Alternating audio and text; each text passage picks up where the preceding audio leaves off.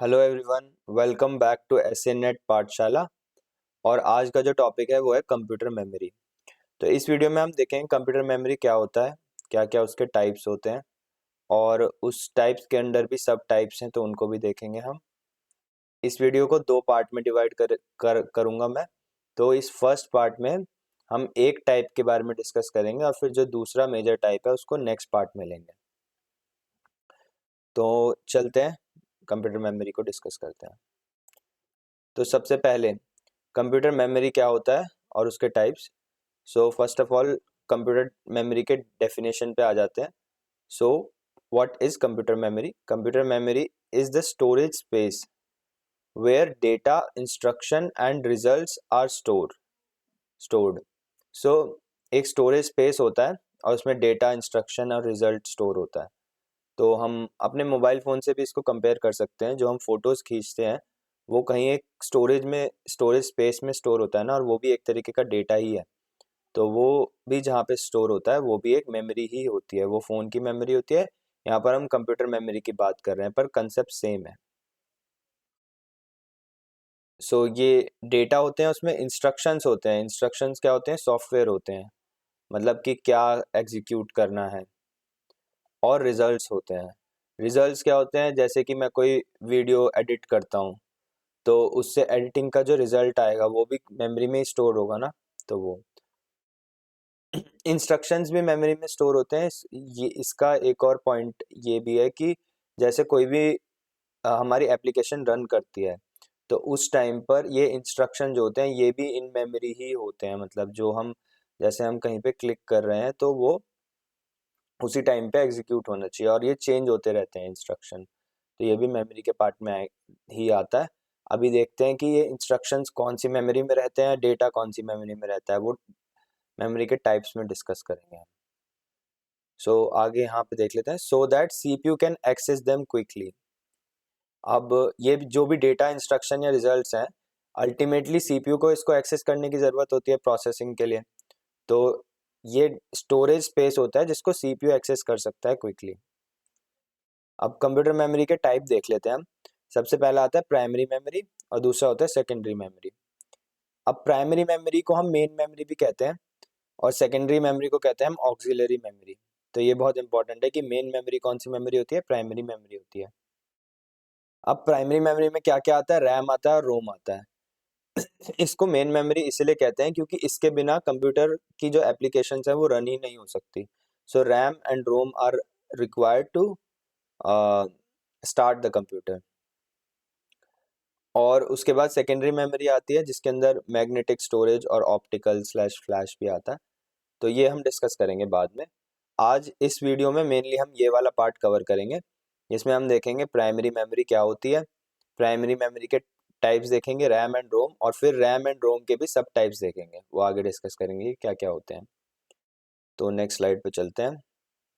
अब सबसे पहले प्राइमरी मेमोरी क्या होती है? What is primary memory? Primary memory is the internal memory of the computer that is directly accessed by the CPU.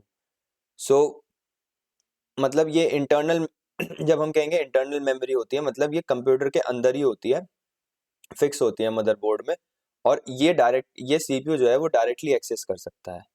जब मैं कहूँगा डायरेक्टली एक्सेस कर सकता है, मतलब कि सीपीयू जो है मदरबोर्ड के थ्रू डायरेक्टली कनेक्टेड होता है इस मेमोरी से। और इसका यूज़ क्या होता है कि इससे क्या होता है कि एक्सेस जो होता है वो बहुत फास्ट हो जाता है। मतलब हमारी प्राइमरी मेमोरी जो होती है, अगर उसे हम सेकेंडरी मेमोरी से कंपेयर करें तो बहुत फास्ट होती है, रिलेटिवली काफ़ी फास्ट होती है। तो इसके फीचर्स में आ जाते हैं। सबसे पहला वही है फीचर कि फास्ट एक्सेस। स्टोरेज इसकी लिमिटेड होती है। जैसे तुमने देखा होगा कि रैम कंप्यूटर में कितनी होती है? 16 GB, 8 GB। पर लेकिन जो हमारी स्टोरेज होती है, मेन मेमोरी जो होती है वो 512 GB, 1 TB ऐसे रह होती है। तो बहुत लार्ज होती है वो। तो इसमें इसीलिए कहते हैं कि लिमिटेड स्टोरेज है। मतलब जैसे 8 GB, 16 GB रैम हमने सुना होगा लैपटॉप्स में आती है। और ये रिलेटिवली एक्सपेंसिव भी होती है। लिमिटेड तभी है क्योंकि वो एक्सपेंसिव है। अगर वो सस्ती होती तो ज़्यादा लोग ज़्यादा स्टोरेज ले ही लेते ना। तो इसीलिए ये एक्सपेंसिव भी है। और मोस्टली टेम्परेरी। इस ये क्यों कहते हैं हम टेम्परेरी होती है? क्योंकि रैम जो होती है हमारी, जब हम कंप्यूटर रन करते हैं उसी टाइम पे उसमें जो एप्लीकेशंस होती हैं या फिर जो टेम्प डेटा होता है वो लोड होना शुरू होता है, तो इसीलिए वो टेम्परेरी होती है। जैसे ही हम बंद करते हैं, स्विच ऑफ करते हैं, तो वो लॉस्ट हो जाता है डेटा उसके अंदर से। तो इसलिए हम कह रहे हैं कि मोस्टली टेम्परेरी। अब मोस्टली इसलिए कह रहे हैं क्योंकि प्राइमरी मेमोरी के अंदर रैम भी आता है और रोम भी आता है। रोम की मेमोरी जो होती है वो परमानेंट होती है, मतलब वो लूज नहीं होती, इवन इफ हम स्विच ऑफ कर दें, पर रोम की मेमोरी लूज नहीं होती। वो हम आगे पढ़ेंगे क्यों नहीं होती और उसका पर्पस क्या होता है। पर लेकिन रैम की मेमोरी लॉस हो जाती है। रैम की मेमोरी लॉस मतलब जो भी उसमें डेटा पड़ा होता है वो लॉस्ट हो जाता है। फिर जब हम दोबारा रिस्टार्ट करते हैं, कंप्यूटर दोबारा चलाते हैं, तो वो दोबारा से लोड होती है स्टार्टिंग से एप्लीकेशंस। सो इसलिए ये होता है मोस्टली टेम्परेरी।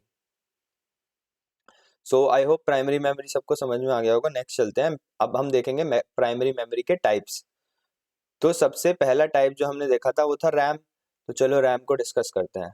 रैम की फुल फॉर्म होती है रैंडम एक्सेस मेमोरी। ये बहुत कॉमन है और सबको पता होनी चाहिए। रैम का जो मेन फीचर होता है वो होता है कि ये वॉलेटाइल होती है। वॉलेटाइल मतलब क्या होता है कि पावर ऑफ करने पे जो भी डेटा इसमें पड़ा हुआ है वो लॉस्ट हो जाता है, डिलीट हो जाता है, रिमूव हो जाता है। तो एक बार अभी तक जब तक ये कंप्यूटर चल रहा है तब तक उसमें डेटा रहता है, परसिस्ट रहता है, अनलेस अनटिल कोई एप्लीकेशन हम क्लोज करते हैं तब वो रिमूव हो जाता है। मतलब इंस्ट्रक्शन पे रिमूव होता है डेटा, ऑटोमेटिकली नहीं होता। पर पावर ऑफ करने से ऑटोमेटिकली रिमूव हो जाता है। तो इसलिए इसको कहते हैं volatile. Power law data lost when power is of. और किस लिए यूज होता है? करंटली रनिंग प्रोग्राम्स के लिए और एक्टिव डेटा के लिए यूज होता है। तो फॉर एग्जांपल कोई मैंने एक्सेल खोली खोली अगर मैंने एक्सेल की कोई फाइल पड़ी हुई है हमारी स्टोरेज में, उसको मैं खोलता हूँ, तो जैसे ही मैं उसको खोलूंगा ना, तो वो हमारी जो अ, हमारी जो ऑक्सिलरी मेमोरी है या सेकेंड मेमोरी है उससे उठ के वो प्राइमरी मेमोरी में आ जाता है। और हम ऑक्सिलरी मेमोरी मतलब जो भी हमारी हार्ड डिस्क है फॉर या फिर पेन ड्राइव है, पेन ड्राइव में मैंने कोई फाइल डाली हुई है, तो अभी अभी तक जब तक मैंने उसे नहीं खोला है तब तक वो पेन ड्राइव में है। जैसे ही मैं उसको खोलूंगा तो वो उठ के सीधा रैम में आ जाएगी, रैंडम एक्सेस मेमोरी में या उसे प्राइमरी मेमोरी में। और फिर सीपीयू उसको क्विकली एक्सेस कर पाएगा, तभी जैसे ही हम मैं उसमें मॉडिफिकेशन करूंगा एकदम से वो मॉडिफिकेशन होगा। और फिर जब मैं सेव करूंगा तो वो मॉडिफिकेशन कहाँ जाएगा? वो दोबारा से पेन ड्राइव में सेव हो जाएगा, उस फाइल को वो अपडेट कर देगा। तो आप आई होप समझ में आ गया होगा ये वाला पार्ट। तो करंटली रनिंग प्रोग्राम्स मतलब जो भी हम प्रोग्राम रन करते हैं, जैसे मैंने फॉर एग्जांपल क्रोम खोला, तो क्रोम हमारा कहाँ चले जाएगा? रैम में चले जाएगा, प्राइमरी मेमोरी में। और फिर सीपीयू उसको क्विकली उसका जो डेटा है वो एक्सेस कर पाएगा, और जो भी हम सर्च कर रहे हैं, जो भी चेंजेस कर रहे हैं, वो हमें एकदम से दिखाई देंगे, क्विकली दिखाई देंगे। तो रैम का काम ये होता है। और रैम में डेटा लॉस्ट हो जाता है पावर ऑफ होने पे। और फीचर्स वही प्राइमरी मेमोरी वाले रहते हैं। फास्ट एक्सेस होता है, लिमिटेड स्टोरेज, एक्सपेंसिव होता है और टेम्परेरी होता है। तो ये फीचर्स तो इसके सेम ही रहेंगे, जो जो हमारे प्राइमरी मेमोरी के होते हैं वही रैम के भी रहेंगे। अब रैम के भी दो टाइप होते हैं, डायनेमिक रैम और स्टैटिक रैम। तो इसको देख लेते हैं एक बार। ये दोनों होती रैम ही है, बस इसकी वर्किंग में डिफरेंस होता है, उसकी वजह से इनके फीचर्स में भी थोड़ा बहुत डिफरेंस आता है। तो वो देख लेते हैं हम एक बार। तो सबसे पहले हमारा आता है डी रैम, जिसको हम डायनेमिक रैम भी कहते हैं। इसमें कैपेसिटर्स यूज होते हैं। तो कैपेसिटर अगर यूज होते हैं तो उसमें कांस्टेंट हमें इलेक्ट्रिसिटी प्रोवाइड करनी पड़ती है, या फिर रिफ्रेश करना करना पड़ता रहता है उसको अ, कुछ टाइम इंटरवल के बाद, राइट। और स्टैटिक में क्या होते हैं? फ्लिप फ्लॉप्स होते हैं। तो अगर फ्लिप फ्लॉप्स होते हैं इसमें, तो हमें रिफ्रेश की कोई ज़रूरत नहीं होती। ऐसा क्यों? क्योंकि फ्लिप फ्लॉप्स मतलब होता है जीरो वंस। तो अगर मैंने एक बार फ्लिप कर दिया उसको, तो इसका मतलब यह है कि वो वन पे चले गया, और दोबारा से उसे फ्लिप कर दिया तो वो जीरो पे चल जाएगा, तो उसकी वैल्यू जीरो होगी या वन होगी। तो उसमें कोई करंट की ज़रूरत तो नहीं है उसे मेंटेन रखने के लिए। समझ रहे हो? तो ये इस तरीके से होता है। तो इसका पहला फीचर इसी पे ही बेस्ड है। क्योंकि ये कैपेसिटर है तो हमें रिफ्रेश इसमें रिक्वायर्ड होता है। रिफ्रेश रिक्वायर्ड मतलब कि उसका करंट जो होता है वो लूज हो जाता है थोड़े टाइम बाद, तो हमें उसे करंट दोबारा से देना पड़ता है, तो वहां पे रिफ्रेश रिक्वायर्ड होता है। तो refresh is required in dynamic RAM, और स्टैटिक रैम में नहीं रिक्वायर होता, क्योंकि इसमें फ्लिप फ्लॉप्स होते हैं। मतलब एक बार सेट कर दिया जीरो पे या वन पे, तो वो वहीं पे ही सेट रहेगा, उसको रिफ्रेश करने की जरूरत नहीं होती। स्पीड देख लेते हैं। स्पीड जो होती है डी रैम की स्लोअर होती है और एस रैम की फास्टर होती है। कौन सी कॉस्टली होती है इसमें से? एस रैम कॉस्टली होती है। तो डी रैम सस्ती होती है और SRAM महंगी होती है, चीपर एंड एक्सपेंसिव। यूज क्या होता है? DRAM का यूज होता है मेन मेमोरी में, जो अभी हमने पढ़ा है रैम में, वो मेन मेमोरी में यूज होता है। और SRAM कहाँ पे यूज होती है? कैश में। अब ये कैश में इसलिए यूज होती है कि कैश हमारा क्या होता है कि ऐसा डेटा जो हमें बहुत जल्दी एक्सेस करना है, मतलब इवन रैम से भी जल्दी कुछ केसेस में हमें उसे एक्सेस करना पड़ सकता है, तो उसको हम कैश में रखते हैं। मतलब मेन मेमोरी से भी जल्दी हमें एक्सेस करना पड़ सकता है, कोई डेटा बहुत जल्दी एक्सेस करना पड़ सकता है, या फिर फ्रीक्वेंटली एक्सेस करना पड़ रहा है डेटा, ये भी हो सकता है। तो उसको हम कैश में रखते हैं। तो ये क्योंकि ये फास्टर होती है इसलिए हम उसे कैश मेमोरी में रखते हैं। तो कैश का यूज क्या होता है कि क्विकली एक्सेस करना है डेटा या फ्रीक्वेंटली एक्सेस करना है, तो ये फास्टर होनी चाहिए, इसलिए SRAM जो होती है हमारी कैश मेमोरी में यूज होती है। और DRAM किस में यूज होती है? मेन मेमोरी में यूज होती है। होती दोनों रैम ही है, मतलब हमारा डेटा ही होता है उसमें, और वो क्विक एक्सेस के लिए ही होता है CPU से, पर लेकिन ये कैश मेमोरी में यूज होती है और ये मेन मेमोरी में यूज होती है। मतलब मेन मेमोरी का भी हमारा एक सब टाइप कर दिया हमने, जिसमें कुछ ऐसा डेटा होगा जो बहुत फ्रिक्वेंटली एक्सेस हो रहा है और क्विक एक्सेस चाहिए उसका, तो इसीलिए उसको हम SRAM में रख देंगे। तो ये आई होप ये डिफरेंसेस समझ में आ गए होंगे। इस टेबल का यूज कर लेना दोबारा से रिवीजन करने के लिए, इजीली हो जाएगा दोनों में डिफरेंस। अब जो हमने दूसरी इंटरनल मेमोरी या प्राइमरी मेमोरी देखी थी, हमने देखी थी रोम। तो अब रोम को डिस्कस करते हैं हम लोग। तो रोम क्या होता है? Read only memory. इसके नाम से समझ में आ रहा है कि ये नॉन वॉलेटाइल होती है, मतलब एक बार हमने सेट कर दी इसको तो वो सेट रहेगी, डेटा लॉस्ट नहीं होगा शट डाउन करने पे। तो अगर ये रीड ओनली है तो मतलब उसको रीड कर सकते हैं, चेंज नहीं कर सकते हम। तो ये भी इसका एक फीचर ही है कि इजीली उसको चेंज नहीं कर सकते या फ्रीक्वेंटली उसको चेंज करना नहीं चाहिए। ऐसा नहीं है चेंज नहीं हो सकती, चेंज हो सकती है, पर लेकिन हमें नहीं करना चाहिए उसको चेंज। तो ये रीड ओनली मेमोरी होती है। और कहाँ काम आती है? ये बूटिंग प्रोसेस में। जैसे कंप्यूटर है हमारा, तो उसमें इवन विंडोज भी नहीं पड़ी हुई तब भी कुछ ना कुछ उसमें उसका बायस तुम एक्सेस कर सकते हो। अब बायस क्या होता है? बेसिक इनपुट आउटपुट सिस्टम, मतलब कुछ ऐसी सेटिंग्स होती हैं जो इवन बिना विंडोज के या फिर विंडोज इंस्टॉल करने के लिए कुछ हमें सेटिंग्स करनी पड़ती है ना, वो उसके लिए वो सॉफ्टवेयर जरूरी होता है, उसको कहते हैं हम बायस। तो बूटिंग प्रोसेस में यूज होती है रीड ओनली मेमोरी। अब ये मेमोरी जरूरी इसलिए है ना क्योंकि जो हमारी विंडोज होती है वो तो हमारी ऑक्सिलरी मेमोरी में आती है, और विंडोज बड़ी भी होती है काफी, पर लेकिन कुछ बेसिक सॉफ्टवेयर होते हैं जो बेसिक हार्डवेयर को रन करने के लिए जरूरी होते हैं, तो वो इसमें पड़े होते हैं। तो बूटिंग प्रोसेस के लिए यूज होता है, किस में पड़े होता है? रोम में पड़े होते हैं। तो वो बूटिंग प्रोसेस के लिए यूज होता है, और फर्मवेयर के लिए यूज होता है। फर्मवेयर क्या होता है? वो भी मतलब जो भी कनेक्टेड डिवाइसेस हैं हमारे, उनको उनके जो बेसिक फीचर्स हैं या फिर हार्डवेयर जो है उसको यूज करने के लिए होता है। सो ये एक तरह से मशीन लैंग्वेज की क्लोजेस्ट होती है। तो ये हो गया रोम, यूजेस देख लिया हमने। अब टाइप्स ऑफ रोम क्या क्या होते हैं? पी रोम, ईपी रोम और ईईपी रोम।